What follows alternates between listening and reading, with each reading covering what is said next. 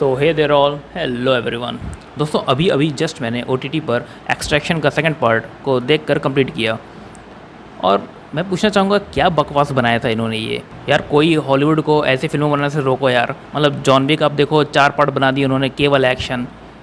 Extraction केवल action, क्या है ये सब।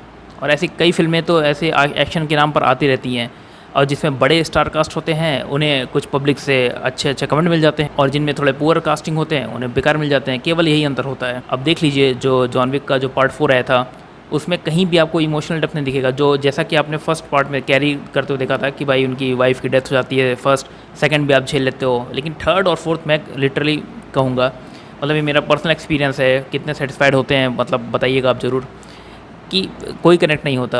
ये एक्शन बस चले जा रहे हैं, आप देखे चले जा रहे हो, जिसकी नींद आ रही है वो सो जा रहा है। मतलब इसे देखते वक्त जो एक्सट्रैक्शन का सेकंड पार्ट है, मुझे हर सीन पे ही लग रहा था क्यों कर रहे हो भाई तुम ये। मतलब ठीक है तुम भाड़े पे हायर किए गए एक एक्स सोल्जर हो, तो फर्स्ट पार्ट में हमने आपका कारनामा देख लिया था, अब वही आप सेकंड में कर मतलब बस लोकेशन आपने चेंज कर दिया है, बाकी एक्शन वगैरह आप मतलब ऐसे आप कितना बना दोगे। क्या एक्सट्रैक्शन 50 भी आ रही होगी, 50th पार्ट भी आ रही होगी, तो जब नहीं आ रही होगी तो फिर ऐसा सीरीज़ को कंटिन्यू करने का मतलब क्या था। आपकी क्या पता कोई अगली प्रोजेक्ट आ रही हो तो आप पब्लिक के बीच अपना अवेयरनेस बनाने के लिए ही इसे नेटफ्लिक्स पर रिलीज़ किए हो। कहीं ये इंटेंशन तो नहीं था आपका। होता क्या है कि जैसे क्रिस हेम्सवर्थ जैसे नाम इसके साथ जुड़े रहते हैं तो पब्लिक सोचती है भाई कुछ क्या पता नया है हो, हम लगते हैं ऐसे व्यू करने, और क्या पता नेटफ्लिक्स यही चाहता हो, उनकी कुछ बॉन्ड साइन होती हो कि एक्टर आप हमारे प्लेटफॉर्म पे अपनी फिल्में दीजिए तो देखिए कैसे व्यूअरशिप बढ़ेगी, कुछ इनके अब डील होते होंगे अपने। लेकिन इस बीच पब्लिक फंस जाती है, उनका एक जो क्रूशल टाइम होता है वो कहीं ना कहीं वेस्ट होता नज़र आता है। और मतलब जो हम लोग जो रिव्यू चैनल खोले हैं, हमें ये फिल्म कंप्लीट देखनी पड़ती है यार कि कुछ स्पेशल तो नहीं है, पर और नहीं होती है। मतलब हमें पहले से पता होता है कि आपने सेकंड पार्ट अनाउंस किया है कहीं ना कहीं पब्लिक को बीफुल करने के लिए, इंकैशमेंट करने के लिए। बहुत रेयर होता है कि किसी का कंटिन्यूएशन पार्ट काफ़ी अच्छा बन रहा हो। अब फास्ट एंड फ्यूरियस को ही देख लीजिए, 10 पार्ट उन्होंने बना दिया। मतलब उनके तो उन फास्ट एंड फ्यूरियस के तो कुछ पार्ट्स का मतलब भी नहीं रहा, क्योंकि अब वो कैरेक्टर जो मरते हुए दिखाए गए थे किसी में, वो अचानक से वो 8वें 9वें पार्ट में इरप्ट होकर अचानक से सामने आ गए कि भाई कार बम ब्लास्ट हुआ तो हम यहाँ जाके छुप गए थे। मतलब कोई सेंस ही नहीं बन रहा कि वो पार्ट फिर आपने क्यों बनाया था, क्यों वो इमोशन क्रिएट किया था आपने। तो हॉलीवुड ऐसा क्यों कर रहा है समझ में नहीं आ रहा।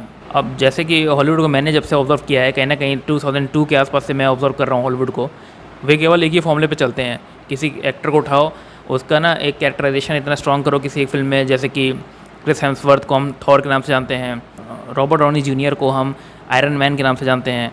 तो ऐसा आप कैरेक्टराइजेशन कर देते हो, फिर यही एक्टर जब किसी और रोल में आते हैं तो हम उन्हें एक्सेप्ट नहीं करते।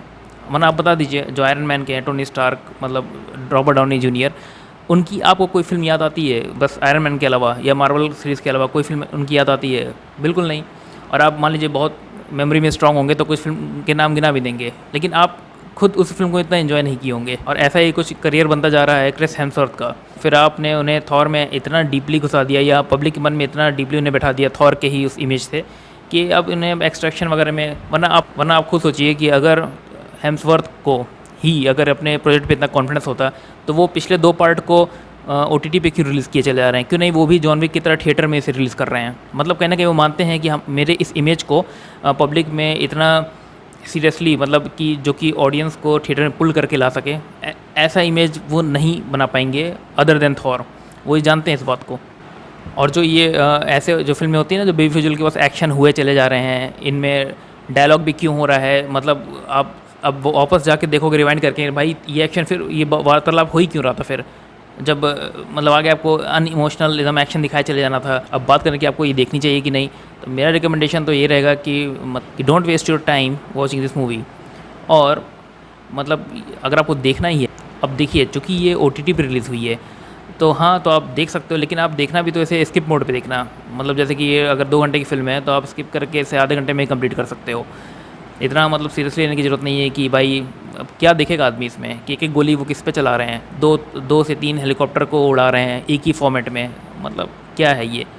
और वो हम जान भी रहे होते हैं यार ये हेलीकॉप्टर का कुछ बिगाड़ नहीं पाएंगे। ऐसे एक्शन नहीं होने चाहिए। या तो आप पब्लिक को अचानक हैरान कर दो कि हम जो एक्सपेक्ट किए थे वो अचानक उससे कुछ चेंज हो गया, लेकिन नहीं, जो आप सोचते चले जाओगे ना वैसा ही वो एक्शन हो रहा है, कोई चेंजेस नहीं। तो ऐसे स्क्रीन प्ले फिर आपको सुलाई तो देंगे। अब देखिए क्या होता है कि मेरे अलावा मान लीजिए आपको यूट्यूब पे भर के इसके बहुत प्रशंसा मिलेंगे कि यार बहुत अच्छी फिल्म है, बहुत अच्छी फिल्म है, थिएटर जैसा एक्सपीरियंस देगी ये फिल्म, ऐसा वैसा है। तो आपको ये लगता नहीं है कि ये वाकई उन्हें, कि ये जो कंटेंट क्रिएटर्स होते हैं जो रिव्यू कर रहे हैं मूवी के, उन्हें वो ईमेल मिल जाता होगा कि भाई इससे अच्छा ही बोलना है, तो सबके सब अच्छा ही बोले चले जा रहे हैं। मतलब कुछ तो लॉजिक आपको लगाना चाहिए।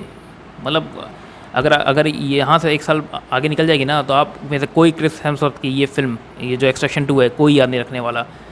तो ऐसे फिल्म को फिर आप बढ़ा चढ़ा के बोलते हो कि यार more than live, John Wick से ज़्यादा बेहतर, और ये वो जो ऐसे ऐसे रिव्यूज़ आप सुनोगे, तो ऐसे झूठे रिव्यू आपको नहीं देने चाहिए। कुछ बहुत स्पेशल फिल्म आए उसके लिए ऐसे रिव्यू बचा के रखने चाहिए। तो चलिए फ़िलहाल रिव्यू यहीं तक था। आपने देखी है तो आपको ये फिल्म कैसी लगी हमें कमेंट में ज़रूर बताएं। हमारा ये यूनिक रिव्यू आपको पसंद आया हो तो वीडियो को लाइक ज़रूर करें। मिलते हैं अगले वीडियो में एक नए कंटेंट के साथ, तब तक के लिए goodbye and take care.